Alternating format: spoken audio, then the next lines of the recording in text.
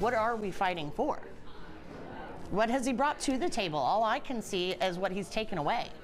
There are new details tonight about the discipline for a Kansas City firefighter involved in a crash that killed 3 people, and now the city's fight to keep him from returning to the job. The firefighters union filed a grievance when the city's fire chief told us that Dominic Biscari would be suspended without pay and that the department was going to start the process to fire him. Thanks for joining us. I'm Kevin Barry. I'm Lauren Halifax. So the case went to an arbitrator, but now the city and people close to the 3 victims are not happy with the decision. Fox 4's Dave DeMarco is live in Westport and Broadway tonight, where the deadly crash happened back in December of 2021. Dave?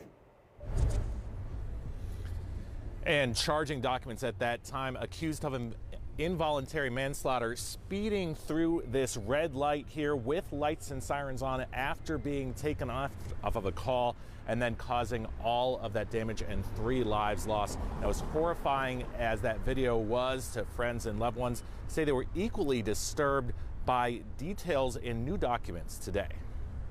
At a protest Monday, friends and former co-workers of 2 of the 3 victims from a deadly crash involving a pumper truck had signs that said it all.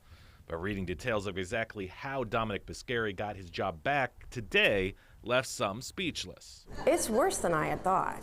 I mean, that one paragraph is just, you kind of lose your breath. In a motion to vacate an arbitrator's ruling, city attorneys said it was an overreach to change Biscari's suspension without pay until court matters could be adjudicated to just a 3-day suspension. According to the petition, it accounted to 1 day for each death and 1 day for each $1 million the fatal accident cost the city in lawsuits. We could have lost so many more lives that night. Would that have made a bigger difference? Would that have affected change?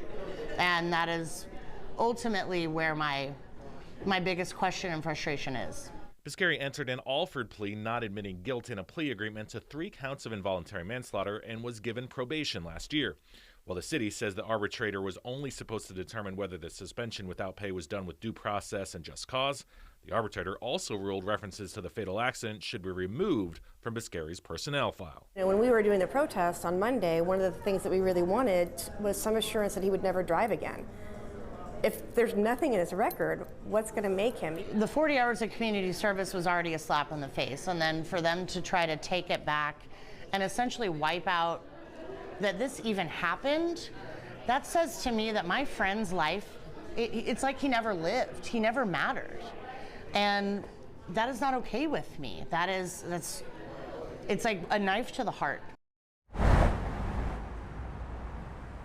Now, the ruling also said that the city would have to pay the union's court costs to help Biscari keep his job. Lauren, the city wants the entire ruling thrown out, but they say at minimum they want to get rid of that court cost section as well as the reduced suspension and the part redacting the crash from his personnel file.